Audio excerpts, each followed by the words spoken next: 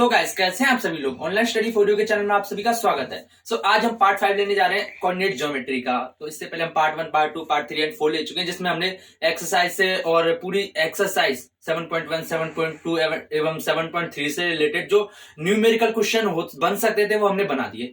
आज पार्ट 5 हम basically students की रिक्वेस्ट पर लेकर आए हैं, जिसमें हमें डेरिवेशन करवाएंगे। दो फॉर्मूले ना, section formula and area of triangle, विभाजन सूत्र और त्रिभुज का फॉर्मूला। बेसिकली पूछता तो नहीं है, पर फिर भी स्टूडेंट्स की कॉन्सेप्ट को वाइड करने के लिए, उनको क्लैरिफाई करने के लिए हम ये जो दो डेरिवेशन करवाएंगे इस सेशन में। तो इस वीडियो को लाइक कर दीजिए, इस चैनल को सब्सक्राइब कर दीजिए, इसे ज्यादा से ज्यादा शेयर कर दीजिए। सो हम स्टार्ट करते हैं सीधे। सबसे पहले आप यहाँ पे पहले देख सकते हैं कौन कौन सी करवाएंगे। एक तो सेक्शन फॉर्मूला, इसका फॉर्मूला हमने बताया था m1x2 plus m2 x1 upon m1 plus m2 होता है, comma m1y2 plus m2 y1 upon m1 plus m2। ये कॉमा का मतलब है इस तरफ ये वाला है ना, इस तरफ तो x कोऑर्डिनेट होता है, आपको पता है ना, एक्स कोऑर्डिनेट, दूसरा वाला वाई कोऑर्डिनेट होता है। तो मैंने पहले जब एक्सरसाइज करवा रहा था तब मैंने ऐसे लिखा था, एक्स बराबर m1 x2 plus m2 x1 upon m1 m1 plus m2 नीचे लिखा था ना, ऐसे ही y का लिखा था, मैंने इस तरीके से लिखा था। लेकिन इसने एक साथ ऐसे कर दिया, x का इस तरफ y का इस तरफ कर दिया, पर कोई फर्क नहीं पड़ता। ऐसे एरिया ऑफ ट्राइंगल का फॉर्मूला ये होता है, आप देख सकते हैं। हम इन दोनों की डेरिवेशन करवाएंगे, बहुत ईजी है। सो गाइज घबराना मत। आपको बेसिकली कई स्टूडेंट्स को डेरिवेशन में दिक्कत होती है, बेसिकली 10th 11th वाले स्टूडेंट्स को, पर आज हम इतने नॉर्मल तरीके से करवाएंगे, इतने आसान कॉन्सेप्ट लेते हुए करवाएंगे कि आपको बहुत अच्छा लगेगा, बहुत ऐसे लगेगा अरे वाह मैंने ये कर ली, फिर आप अपने स्कूल में भी इंटेलिजेंट हो जाओगे। सो गाइस, सबसे पहले हम सेक्शन फॉर्मूले की डेरिवेशन लेते हैं, जो मैंने बताया था m1x2 plus m2 x1 upon m1 plus m2, ये वाला फॉर्मूला बताया था ना। तो आपको पता है कि सेक्शन फॉर्मूला क्या होता है, कि सेक्शन फॉर्मूले में होता है कि दो पॉइंट्स होते हैं, उनको एक मिलाने वाली एक लाइन होती है, एक रेखाखंड होता है। तो उस पर कई पॉइंट बीच में होता है, वो इन दोनों को किसी रेशो में m1 रेशो m2 में डिवाइड कर रहा होता है ना, m1 रेशो m2 में डिवाइड कर रहा होता है। तो उसमें हमें फॉर्मूला होता है कि जो ये कोऑर्डिनेट होता है ना, ये कोऑर्डिनेट बीच में ये पॉइंट होता है ना, इसके कोऑर्डिनेट का फॉर्मूला होता है m1x2 plus m2 x1 upon m1 plus m2। तो इसी के हम कोऑर्डिनेट निकालेंगे। तो इसके हमने मान लिए x, y मान लिए ना, x, y मान लिए। अभी हम इनको निकालेंगे x और y को। तो आई होप समझ में आ गया होगा। ये लाइन को m1 रेशो m2 में डिवाइड कर रहा है। तो मैं क्या करूंगा, मैं इसको नीचे मिला लूंगा, इस तरह मिला लूंगा, ऐसे डॉट डॉट करके मिलाऊंगा, इसको भी मिला लूंगा। Is it clear? I hope आपको ये समझ में आ रहा होगा। फिर इसको भी ये मैं मिला लूंगा, और क्या करूंगा, और मैं इसको ऐसे मिला लूंगा, इसको मैं यहां तक ऐसे मिला लूंगा। आपको समझ में आ गया। ये बस थोड़ी रचना करनी है भाई, कोई दिक्कत नहीं है, समझने की जरूरत नहीं है। तो देखो ये क्या कोऑर्डिनेट हो जाएंगे, ये हो जाएंगे x1। आई होप ये समझ में आ रहा होगा। x1 हो जाएंगे, कैसे हो जाएंगे, क्योंकि देखो a है, a क्या है, a कोऑर्डिनेट x1, y1, यानी कि हमने सबसे पहले वाला होता है वो x कोऑर्डिनेट होता है, उसके बाद y कोऑर्डिनेट होता है, आपको पता है ना।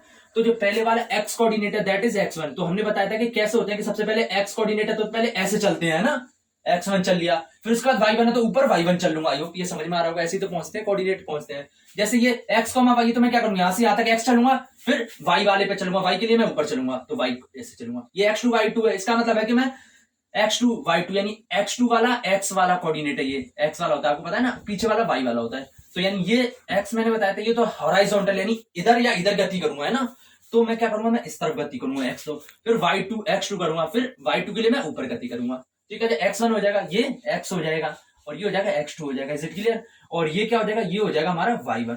समझ गए ना, क्योंकि ये y1 क्यों हो जाएगा, क्योंकि x1 चले फिर ऊपर चलूंगा y1, इसके y1 आ गया ना, y1 इसलिए चल रहे क्योंकि ये y1 दे रखा है यहाँ पे। अब ये y दे रखा है ना, y दे रखा है, तो मैं y ऊपर चलूंगा। Is it clear? तो ये y हो जाएगा। Is it clear? I hope समझ में आ रहा होगा। और ये वाला, ये इसको थोड़ा ऊपर बना लेता हूँ लंबा करके, और ये हो जाएगा हमारा लगभग, ये बन रहा है हमारा, ये y हो जाएगा, y2 हो जाएगा। मतलब x1 y1 का मतलब है कि x1 चले फिर y1 चल लिए, है ना। तो x1 चल लिए, ये x1 आ गया, फिर y1 चल लिए, तो ये y1 मैंने इधर लिख दिया इस तरफ लिखने की बजाय। xy का मतलब है कि x चले फिर ऊपर y चले, x2 y2 का मतलब है कि x2 चले फिर y2 चले। मैंने बताया है कि भाई, स्टार्टिंग में बता चुका हूं कि जो पहला कोऑर्डिनेट होता है ना, वो x के लिए होता है, तो x डायरेक्शन में चलेंगे, x डायरेक्शन में। तो x2 है तो x2 चलूंगा, x2 टाइम चलूंगा। अब फिर y वाला कोऑर्डिनेट y2 है तो मैं y2 हाइट पे चलूंगा, तो ये y2 के बराबर हो जाएगा, ये पूरे। आई होप ये समझ में आ गया होगा। अब मैं क्या कर लूंगा, अब मैं इसको मान लूंगा p और q मान लूंगा, सपोज कर। क्यों मान लू, क्योंकि देखो ये दो ट्राइंगल बन रहे हैं। क्या बन रहे हैं, ये दो ट्राइंगल बन रहे हैं। आई होप ये समझ में आ रहा होगा। तो इन दोनों को कंपैरिजन करो, ये दोनों ट्राइंगल्स को कंपैरिजन करो, ट्राइंगल APQ एंड PBD। कौन सा triangle? Triangle ABQ, triangle APQ, triangle APQ and triangle P D, B P D, I hope, यानी ये दोनों ट्राइंगल है, बीपीडी है, ये एपीक्यू है। इनको कंपैरिजन करोगे क्या है ये गाइस, सर्वांग सम है। क्या है ये सर्वांग सम, कैसे है? क्योंकि देखो गाइस ये 90 डिग्री इन दोनों में, ये दोनों 90 डिग्री, आपको पता है ना 90 पर ये ऐसे जाता है तो 90 हो जाता है ना, आई होप समझ में आ रहा हो। उसके अलावा क्या है, उसके अलावा जो ये कौन है ना, ये वाला एंगल और ये वाला एंगल सेम है। पूछो कैसे? क्योंकि लाइन एक ही जा रही है, तो यहां से जो कट करने वाले दोनों एंगल सेम ही होंगे ना। अगर नहीं भी हुए, कहने का मतलब समझ रहे हो, कहने का मतलब है कि एक लाइन जा रही है, सपोज करो ये है ना, फिर ऐसे कट कर रहे हैं ना, ये ऐसे कट कर रहे हैं, तो ये क्या हो जाएंगे, ये दोनों सेम ये हो जाएंगे, ये दोनों एंगल सेम होते हैं। आई होप आपको ये पता हो कि एक लाइन जाती है ना, या फिर ऐसे कहें कि ये दो समांतर लाइन है, दो समांतर रेखाओं को या पैरेलल लाइंस को एक तिरछी लाइन कट करे, तो जो इस तरफ के ये कोण होते हैं ना, ये दोनों सेम होते हैं। तो ये देखो, ये दो समांतर है, ये कट करिए तो ऊपर वाला ये वाला और ये वाला, ये दोनों सेम होंगे। तो ये देखो दो एंगल सेम आ गए, तो आप कह सकते हैं कि ए सर्वांग समता नियम से, किससे? ए सर्वांग समता। ये गाइस एक्सरसाइज 6 का जो टॉपिक है, इसमें सर्वांग समता हुई, समरूपता हुई, ये सारी चीजें उसमें है, पर इसमें भी थोड़ी जरूरत पड़ रही है आपको सर्वांग समता रूल से, है ना, इज इट क्लियर? उससे यानी ये दोनों सर्वांग सम हो गए, क्या हो गए? Triangle A P Q and triangle BPD, ये दोनों सर्वांग सम हो गए, है ना, पता कर देना। यानी कोई दो एंगल समान हो जाए दो त्रिभुजों में, है ना, तो वो ए सर्वांग समता से सर्वांग सम होते हैं। अगर दो भुजाएं सेम हो गई तो वो ऐसे सर्वांग समता होती है ना, समरूपता जो भी होता है। तो आपको पता है कि दोनों क्या हो गए, ये दोनों सर्वांग सम है। तो आपको पता है कि जो सर्वांग सम त्रिभुज होते हैं उनकी जो भुजाएं होती है ना, वो भी उनका अनुपात सेम रहता है। सर्वांग सम त्रिभुजों की भुजाओं का अनुपात सेम रहता है ना गाइस। तो ये क्या है? सर्वांग समता, सॉरी गाइस, सर्वांग समता नहीं, समरूपता, यहाँ पे ध्यान रखना, सिमेट्रिकल रूल, मैं गलती से मुंह से निकल जाते हैं। सर्वांग समता समरूपता एक जैसे लगते हैं, ठीक है, समरूपता रूल से, समरूपता यानी सिमेट्रिकल रूल से। तो triangle APQ and BPD are symmetric, S by symmetrical, TRICL, मैंने बता दिया। ए सिमेट्री लग रही है इसमें ना, ए सिमेट्री लग रही है। तो आपको पता है कि जब सिमेट्री होती है दो ट्राइंगल्स में, तो उनकी जो साइड्स होती है ना, उनका रेशो समान होता है। जैसे इसकी साइड आ गई AP अपॉन BP, इसका मतलब है ये दोनों त्रिभुजों की ये वाली साइड, इस त्रिभुज की तो ये साइड अपॉन इस त्रिभुज की ये साइड, तो इस त्रिभुज की ये वाली साइड AP है और अपॉन BP लिख दी मैंने, upon BP, is it clear? बराबर किसके होता है? इस त्रिभुज की ये वाली साइड और इसके हिसाब से इस त्रिभुज की ये हो जाएगी, इज इट क्लियर? इसकी AQ upon PD, rest that में। जैसे इस त्रिभुज की मैंने, सपोज करो इस त्रिभुज की मैंने ये लाइन ले ली, ऊपर वाली AP ले ली, तो उसके हिसाब से हम दूसरे त्रिभुज की एक लाइन लेंगे, दूसरे त्रिभुज की कौन सी लेंगे? तो गाइस इसके लिए ये कौन सी आ रही है? कर्ण आ रही है ना, ये कर्ण आ रही है 90 उसके सामने, तो हम इस दूसरी वाली की भी हम कर्ण लेंगे, तो इसलिए नीचे कर्ण लिखेंगे, इज इट क्लियर? ऐसे अब इसकी ये वाली ली है ना मैंने, AQ ली है, तो उसके हिसाब से मैं कौन सी लूंगा? मैं ये वाली लूंगा, क्योंकि ये तो नहीं ले सकता, ये तो अलग भुजा होगी ना, ये तो इसके बराबर होनी चाहिए ना, इसके हिसाब से होनी चाहिए। तो मैंने ये वाली इसके लिए AQ लिया, तो इसके अकॉर्डिंग मैं PD लूंगा, क्योंकि ये दोनों बेस बन गई, ये आधार बन गई इस एंगल के हिसाब से, है ना, आधार बन गई, तो ये भी सेम होनी चाहिए दोनों, उसके कॉरेस्पॉन्डिंग लेनी है। ऐसे नहीं कि आप ये ले लो इस त्रिभुज की, तो ये ले लो अपॉन ये वाली कर दो, ऐसे नहीं, इस त्रिभुज की ले रहे हैं तो उसी के हिसाब से इसकी ये हो गई ना। मेरा कहने का मतलब है कि किसी का दायां हाथ हो रहा है एक आदमी का, तो दूसरे का भी दायां हाथ ही लेंगे ना, इज इट क्लियर? यानी सेम वाली लेंगे। तो ये वाली ले रहे हैं तो इस वाले त्रिभुज में भी ये लेंगे, इस वाले त्रिभुज में ये वाला, एक तो ये त्रिभुज, आप कंफ्यूजन हो रहा होगा, एक ये वाला त्रिभुज आ गया, इस त्रिभुज में मैंने ये ले ली, तो इस वाले त्रिभुज में ये लूंगा, तो ये ली AQ अपॉन PD, और इस त्रिभुज में मैं क्या ले रहा हूँ? PQ वाली ले रहा हूँ, ये वाली, तो PQ अपॉन इस वाले त्रिभुज में कौन सी लूंगा? इस वाले त्रिभुज में मैं ये वाली लूंगा। क्यों लूंगा? क्योंकि देखो इस वाले त्रिभुज में, तो गाइस इस वाले त्रिभुज की मैंने बताया कि PQ लिया है, तो इस वाले त्रिभुज में कौन सी लूंगा? इस वाले त्रिभुज में मैं PD लूंगा, इज इट क्लियर? तो बस रख दो। AP किसके बराबर है? AP गाइस M1 के बराबर, आप देख सकते हैं M1 के बराबर है, AP तो M1 के बराबर है। ऐसे ही जो BP है, जो ये BP है, ये वाली BP, ये किसके बराबर है? ये M2 के बराबर है। ये वाली BP, ये वाली लाइन, ये M2 के बराबर है upon M2, is it clear? बराबर AQ किसके बराबर है? AQ क्या है गाइस? AQ ये वाली है, AQ ये है, मैंने बताया ना, ये AQ ये वाली है। इसमें देखो, ये देखो, मेरे को पता है कि ये पूरी लाइन कितनी है, यहां से यहां तक तो X है, देखो, है ना, इज इट क्लियर? और यहां से यहां तक ये X1 थी, मैंने बताया ना, यहां से यहां तक तो X1 जा रहे थे, फिर Y1 जा रहे थे, ऐसे यहां से यहां तक तो हम X जा रहे थे, फिर Y जा रहे थे।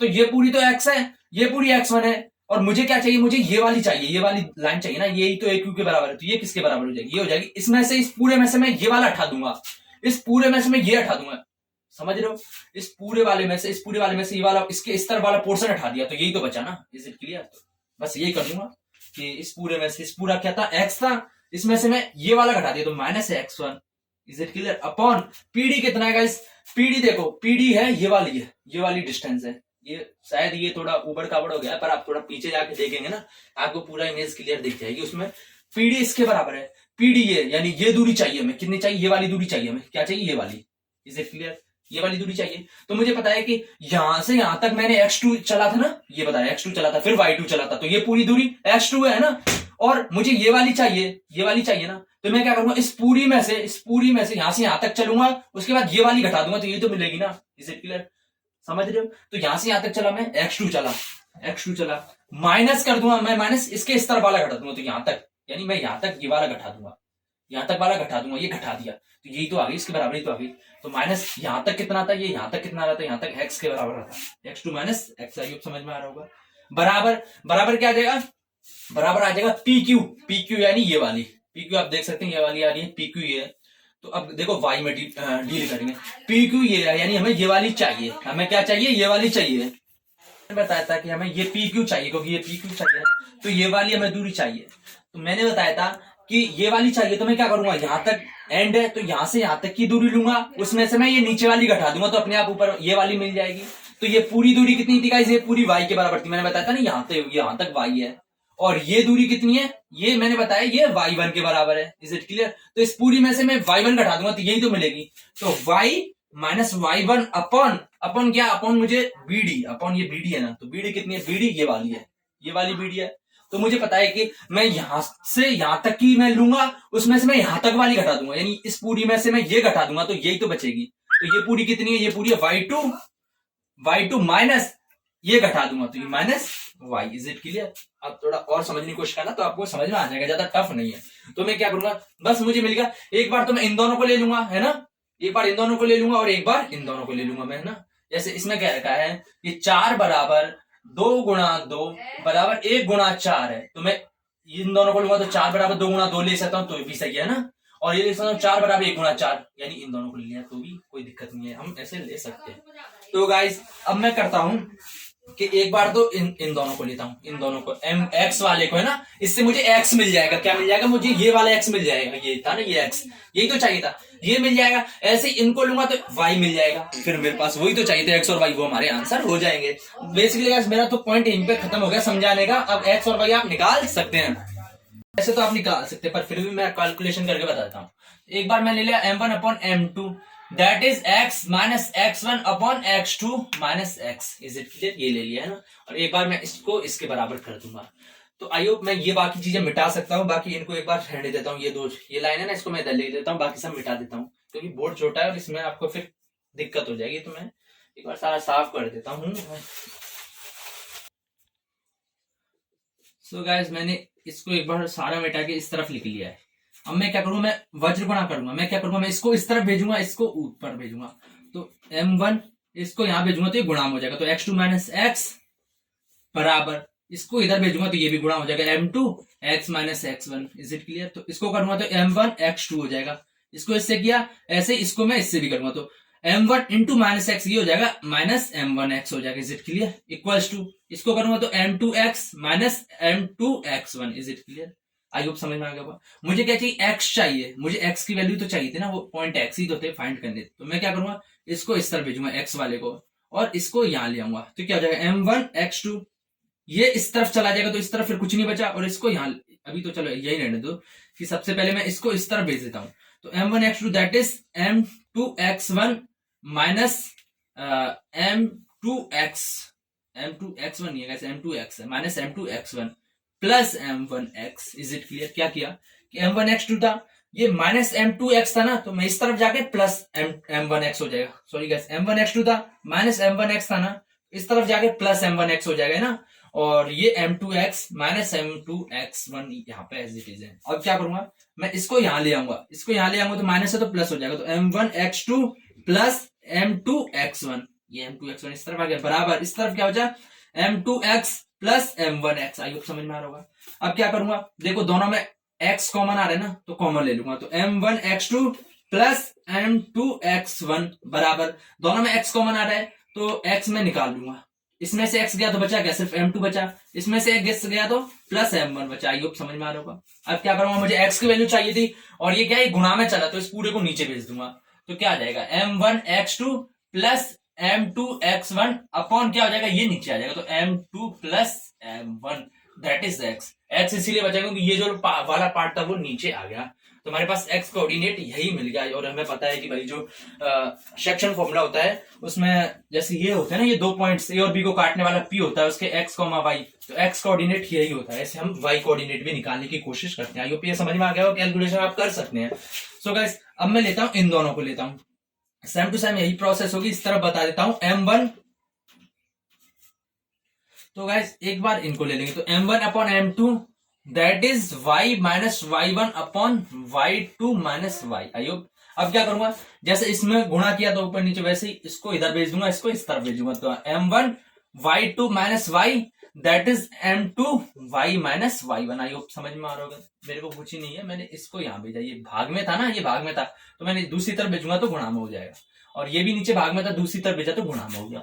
जब खोलूंगा तो m1 y2 minus m1 y, इसको इससे किया और इसी को इससे कर दिया, तो है ना, ऐसे ही m2 y इसको इससे करूंगा तो माइनस आ रहा है, तो minus m2 y1। Is it clear.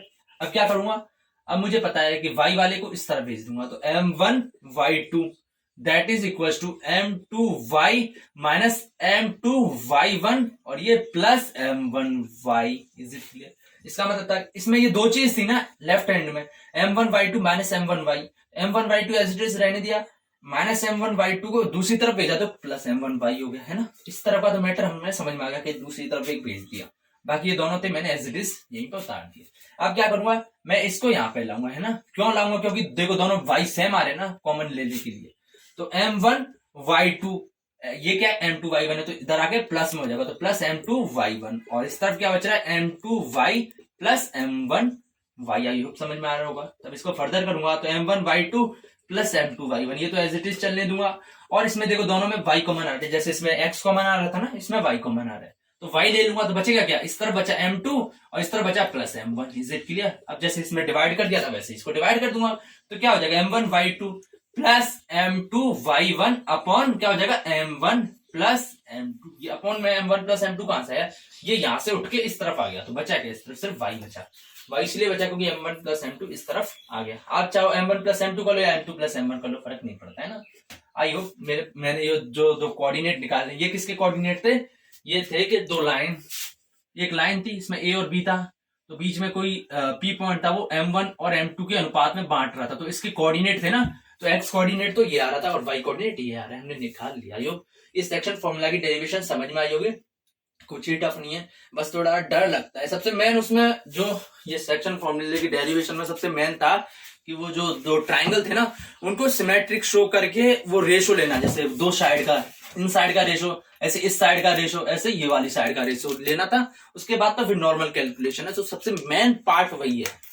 तो एज हम सेकेंड डेरिवेशन पाते हैं that is the area of triangle, और वो इससे थोड़ी टफ मानता हूं, मैं मानता हूं, और आई थिंक वो आपके लिए भी थोड़ी सी टफ होगी, पर कोई दिक्कत नहीं, डरने की जरूरत नहीं है, जैसे इसमें हमने आराम से करवाया उसमें भी आपको समझ में आ जाएगा।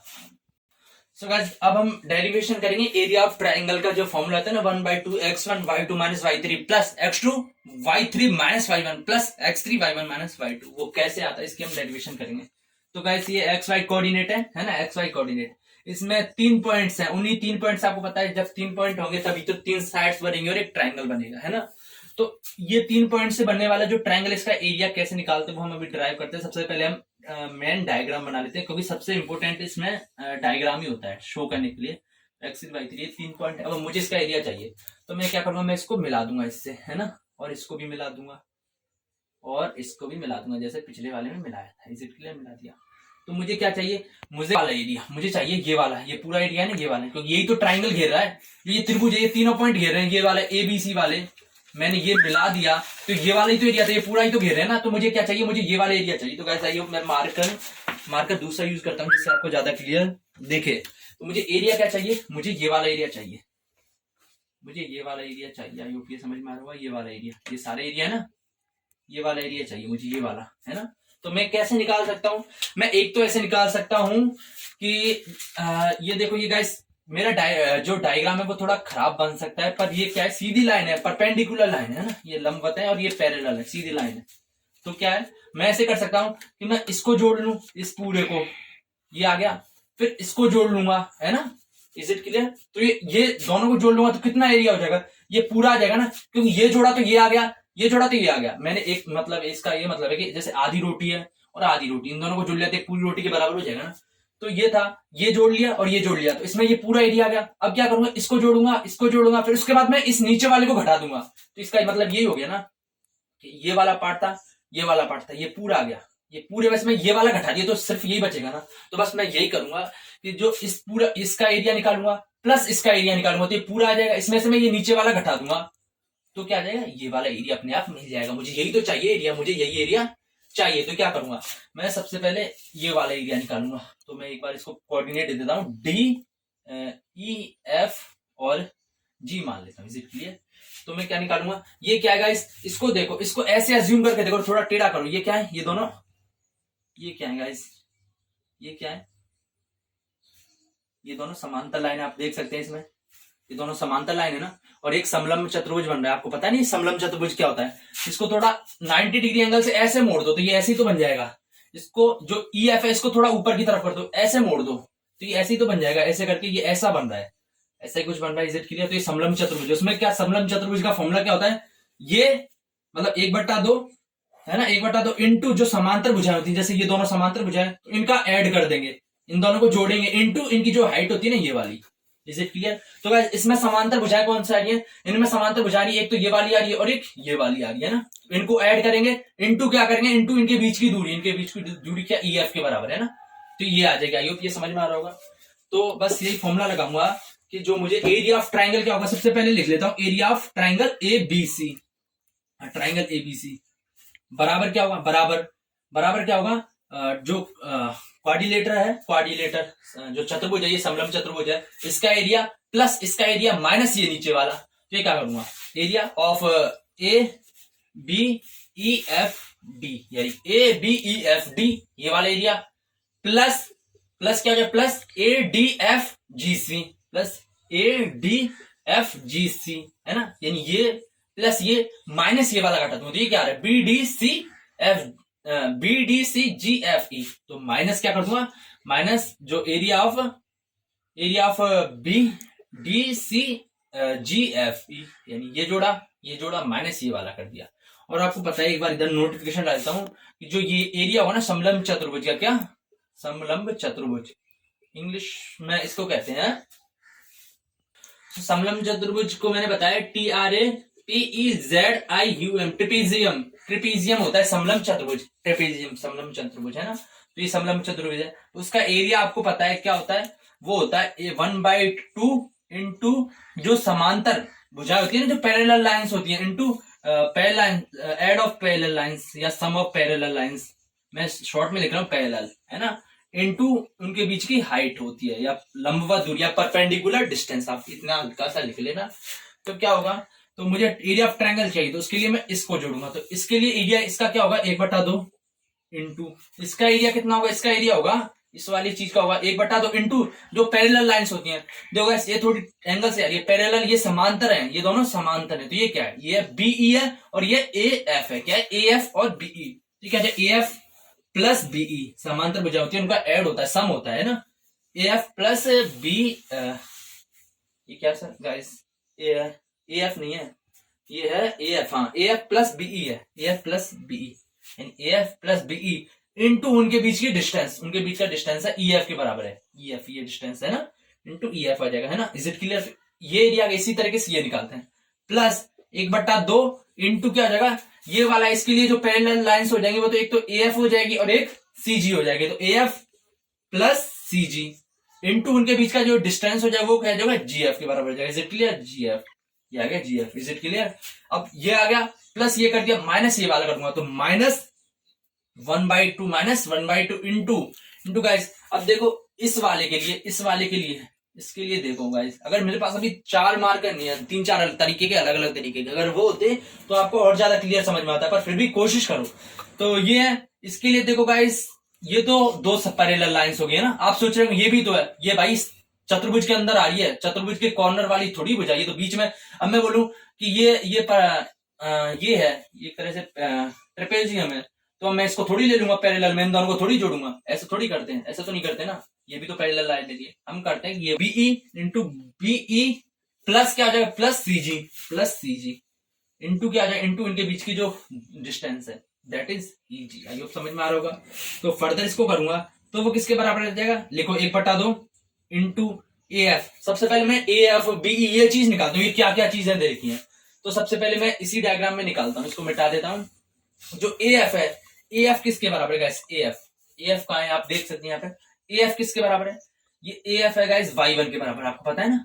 ए के कोऑर्डिनेट ए एफ इसी यही तो है, एक ही तो कोऑर्डिनेट है, ए एफ ए आ रहा है ना इधर, ए में x1 और y1 आ रहा है ना, x1 y1। तो मुझे पता है कि ये वाला तो क्या होता है, x1 होगा है ना, जो हॉरिजॉन्टल डिस्टेंस, और जो हाइट होती है वो वर्टिकल, वो y के लिए आता है। तो y यहाँ पे क्या दे रखा है, y1 दे रखा है। तो ए एफ किसके बराबर हो जाएगा, ए एफ हो जाएगा गाइस y1 के बराबर। मैं लिख लेता हूँ एक बार, ए एफ क्या हो जाएगा, y1 के बराबर हो जाएगा। आइयो समझ में आ रहा होगा, y1 के बराबर हो जाएगा। ए एफ प्लस बीई करते हैं ना, तो बीई क्या है यहाँ पे, बीई ये वाली है, बीई है। तो मुझे पता है ये क्या है, हम परपेंडिकुलर डिस्टेंस ले रहे हैं, तो आपको पता है y कोऑर्डिनेट के बराबर होगा, है ना, समझ में आ रहा होगा। अगर हम ये वाला लेते तो ये हॉरिजॉन्टल हो जाता, तो ये x वाला लेते, ये वाला x का लेते, और ये y लेंगे, तो हमें ये वाला डिस्टेंस चाहिए ना, तो हम y लेंगे। तो इसके लिए y क्या आ रहा है, y2 आ रहा है। तो ये क्या हो जाएगा, बीई किसके बराबर हो जाएगा, ये हो जाएगा हमारे पास y2 के बराबर। आई होप ये समझ में आ रहा होगा। अब क्या करूंगा, अब मैं करूंगा क्या है, ई एफ है, क्या है ई एफ। ई एफ किसके बराबर है, ई एफ ये वाली चीज है ना। तो अब मुझे ये चीज निकालनी, तो ये कैसे निकालूंगा गाइस, देखो मैं क्या करूंगा, मैं इस पूरे में से मैं ये वाला घटा दूंगा, ये वाला घटा दूंगा, ये वाला हटा दिया, ये वाला पोर्शन कर दिया, तो यही आ जाएगा ना। Is it clear. तो ये वाला पूरा कितना है, ये पूरा कितना है, ये पूरा गाइस यहां से यहां चला, फिर ऐसे गया, तो ये वाला कोऑर्डिनेट है ना, तो यानी x1 तो ये होगा, है ना, जब भी तो x1 आ रहा है ना, और ये y1 होगा, जब भी तो x1 y1 आ रहा होगा, है ना। तो ये वाला x1 है, और ये x2 है, यहां से यहां तक x2 आई हो, क्योंकि जब ये x2 आ रहा है ना, तो इसके वाला x2 हो जाएगा। तो मैं क्या करूं, ये डिस्टेंस चाहिए, तो x1 minus x2। Is it clear. तो जो EF किसके बराबर हो जाएगा, EF हो जाएगा x1 माइनस x2 हो जाएगा। Is it clear. अब मैं क्या करूंगा, अब मुझे चाहिए AF, क्या चाहिए AF, AF तो मुझे मिल गया, y1 मिल गया, और CG चाहिए, CG किसके बराबर मिल जाएगी, मैं इस तरफ लिख लेता हूँ, CG होगी गाइस, CG होगी, CG है, इसका मतलब ये y3 आ रहा है, क्या है, y3 आ रहा है ना, परपेंडिकुलर चल रहे हैं तो y3, CG मेरे पास y3 के बराबर आ जाएगी। Is it clear. अब क्या करूंगा, अब मैं करूंगा CG y3 दे रखी है, और मुझे चाहिए GF भी चाहिए ना, तो GF भी चाहिए। तो GF कहाँ दिख रहा है आपको, GF ये वाला है, मुझे डिस्टेंस चाहिए। तो मैं क्या करूंगा, इस पूरे में से यहां तक का घटा दूंगा, तो ये अपने आप आ जाएगा ना। तो ये पूरा कितना है, ये पूरा है x3 के बराबर है, x3 माइनस ये यहां से यहां तक का घटा दूंगा, ये घटा दूंगा, तो ये कितना रहता है, ये x1 के बराबर रहता है, x3 माइनस x1। और मुझे क्या चाहिए, GF आ गया, उसके बाद BE, तो BE मुझे y2 मिल चुका है, और जो CG है, CG मुझे y3 मिल चुका है, और मुझे EG और चाहिए, क्या चाहिए, EG और चाहिए, EG और चाहिए। EG क्या है यहाँ पे, आप देख सकते हैं, EG ये रहा, ये EG है, ये पूरा ये EG है। तो मुझे पता है कि EG कैसे निकालूंगा, EG में इस पूरे में से ये इतना सा घटा दूंगा, तो ये अपने आप मिल जाएगा। तो ये पूरा कितना है, ये पूरा है गाइस x3 के बराबर, क्योंकि हम हॉरिजॉन्टल चल रहे हैं ना। अभी हम ऐसे चल रहे थे तो हम y वाला कोऑर्डिनेट ले रहे थे, अब ऐसा चल रहे हैं तो x वाला coordinate, that is x3 minus ये इतना सा घटा दूंगा, ये इतना सा कितने के बराबर है, x2 के बराबर है, तो x2। Is it clear. I hope ये समझ में आ रहा होगा। अब मैं क्या करूंगा, ये सारी वैल्यू यहाँ पे पुट करूंगा। तो सबसे पहले मैं देखो 1/2 सब में से कॉमन आ रहा है, तो मैं कॉमन निकाल लेता हूँ, 1/2 कॉमन निकालूंगा। Is it clear. तो बचा क्या, इस तरह बचा AF प्लस बीई इंटू क्या था, इंटू था EF था। Is it clear. प्लस 1/2 उठा लिया, तो क्या बचा, ये बचा AF plus CG into GF। Is it clear. I hope समझ में आ रहा होगा। अब 1/2 उठा लिया तो क्या बचा, माइनस बचा, है ना। माइनस 1/2 नहीं हटा, माइनस भी तो था ना, सिर्फ ये हटाया, तो बचेगा क्या, माइनस इंटू क्या बचेगा, BF प्लस BF नहीं है शायद, ये BE है, क्या ये BE है। एक बार देखते हैं इस वाले के लिए, BE है, हाँ BE है, तो ये BE plus CG into EG। Is it clear. I hope ये समझ में आ रहा होगा आपको। बस जब इसको सॉल्व करूंगा ना, या इसको फर्दर सॉल्व करूंगा, तो आपको अपने आप आंसर मिल जाएगा। सो गाइज अब मैं फर्दर इसको कैलकुलेशन करूंगा, तो मैं सीधे वैल्यू रख देता हूँ। गाइज अभी मैं ये दो डेरिवेशन करवा रहा हूँ, अगर आपको थोड़ी भी दिक्कत हो रही है तो घबराने की जरूरत नहीं है, क्योंकि बेसिकली क्वेश्चंस पेपर में ये डेरिवेशन नहीं पूछी जाती, वो तो मैं एक्स्ट्रा एफर्ट करके आपके लिए ला रहा हूँ, क्योंकि काफी सारे स्टूडेंट्स इसकी डिमांड कर रहे थे, इसलिए हम ये लेकर आ रहे हैं। वरना अगर आपको समझ में नहीं आ रहा तो या तो कमेंट कीजिए या फिर इसको एक बार और वीडियो के देखिए, अपने आप समझ में आ जाएगा। और इस वीडियो को देखने के बाद एक बार किताब जरूर देख लेना, अपने आप और ज्यादा क्लियर हो जाएगा। अगर फिर भी नहीं समझ में आ रहा तो भी घबराने की जरूरत नहीं है, आप मेन क्वेश्चन पे प्रैक्टिस करना है, इसका फॉर्मूला अप्लाई करना सीखना, जो मैंने पहले ऑलरेडी करवा दिया है। अगर वो नहीं आ रहा तब चिंता की बात है, तब टेंशन लेने की जरूरत है। पर अगर ये थोड़ा बहुत समझ में नहीं आ रहा तो कोई दिक्कत नहीं, क्योंकि ये पूछा नहीं जाता, पर फिर भी मैं बता रहा हूं जिससे आपका फायदा हो। बेसिकली जितनी ज्यादा नॉलेज देंगे, भले ही वो एग्जाम में नहीं आए, क्योंकि पर वो आपका जो है आईक्यू लेवल बढ़ा देती है, जिससे आपका अपने आप ही दिमाग तेज हो जाता है। क्योंकि जितने ज्यादा पढ़ोगे, जब तो कहते हैं कि भाई खाली बैठो तो किताब पढ़ लिया करो, किताब पढ़ने से अपने आप ही एक्टिविटी में दिमाग लगा रहता है ना, तो अपने आप ही दिमाग उसी डायरेक्शन में जाता है, और हमारा दिमाग उस तरीके से क्या है, उस तरीके से अपने आप ही, जैसे मैं बुक पढ़ रहा हूं तो मेरे को बुक पढ़ने की आदत लग जाएगी, तो अपने आप ही दिमाग स्टडी में लगने लग जाएगा। ऐसे में ये करवा रहा हूं। इसका मतलब है कि भाई स्टार्टिंग में समझ में नहीं आएगा, पर आप समझने की कोशिश करोगे या फिर कैसे भी होगा, तो आपका मतलब पढ़ाई में आप इन्वॉल्व होगे ना, तो अपने आप ही आपका दिमाग भी फिर उसी डायरेक्शन में जाएगा। और पढ़ाई आपसे अगर डायरेक्शन, भाई दिमाग डायरेक्शन लगवा रहा है, तो अगर दिमाग काम कर रहा है, तो अगर वो फायदेमंद नहीं हो तो ऐसा हो सकता है कि नो नेवर। तो बस ए एफ की जगह में क्या लिख दूंगा, y1 लिख दूंगा, क्योंकि y1 के बराबर है y1 प्लस बीई किसके बराबर, y2 के बराबर प्लस y2 इंटू क्या है, इंटू ई एफ आ रहा है। ई एफ कितना है गाइस, ई एफ है x1 minus x2 is it clear. Plus आ जाएगा क्योंकि ये प्लस आ रहा है, E F plus C G, E F कितना y1 प्लस सी जी y3, तो y1 प्लस y3 इंटू जी एफ कितना है गाइस, जी एफ आप देख सकते हैं x3 माइनस x1 है, x3 माइनस x1 है, इज इट क्लियर। अब क्या आ गया, माइनस आ गया, माइनस क्या आ रहा है, बीई प्लस सीजी, तो बीई कितना है y2 प्लस सीजी y3 है, तो y2 प्लस y3 इंटू क्या ईजी है, ईजी कितना x3 minus x2 is it clear.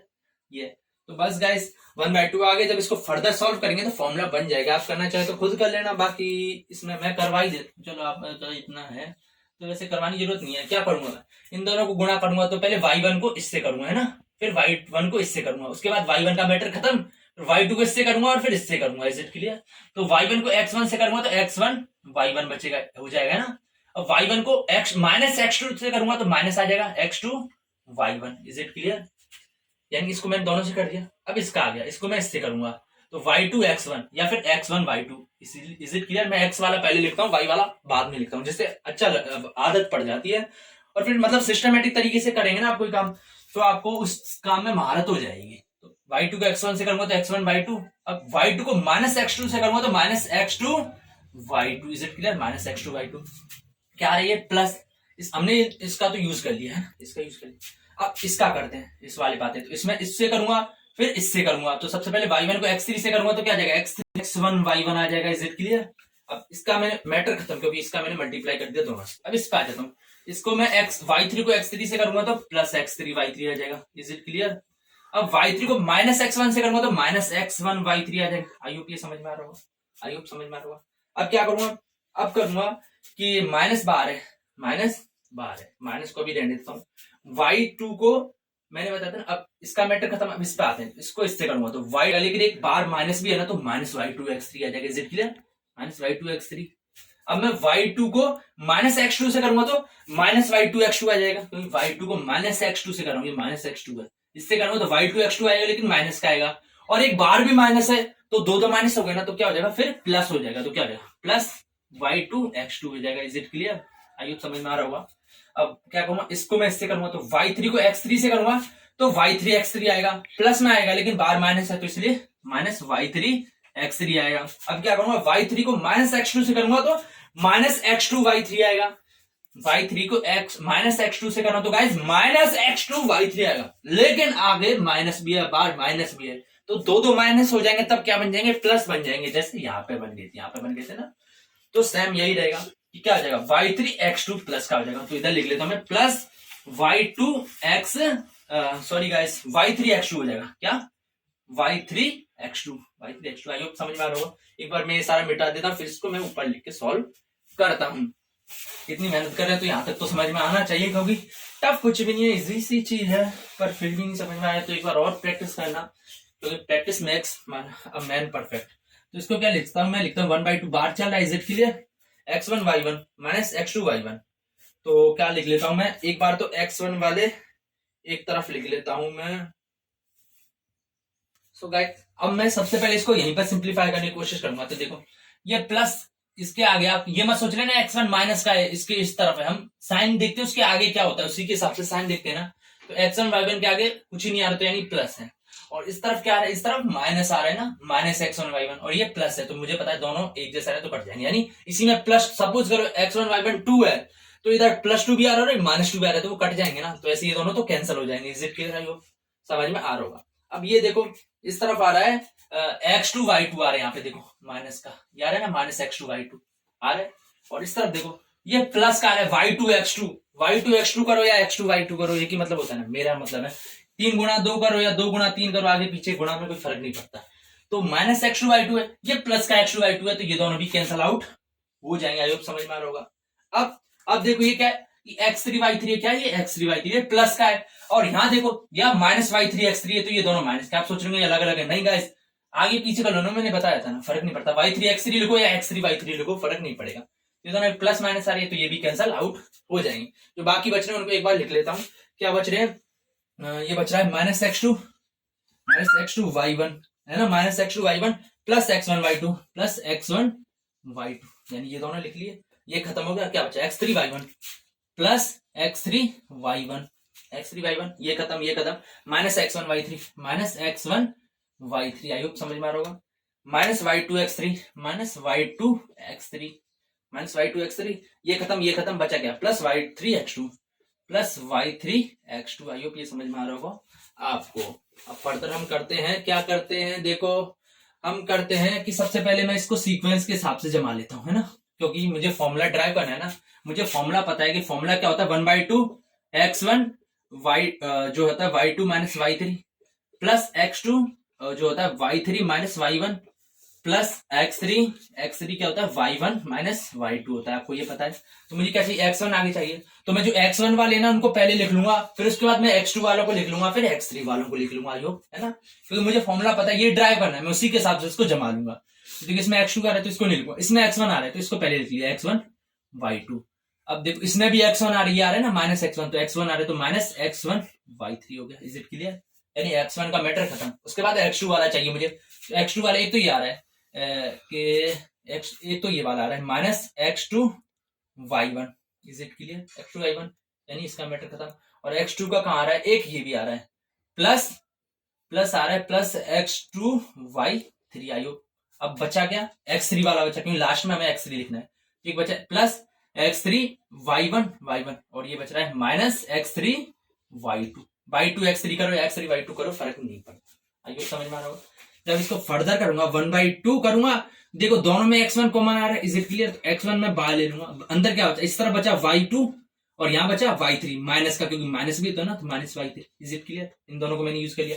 अब जब इन दोनों में x2 कॉमन आ रहा है तो प्लस x2 ले लूंगा।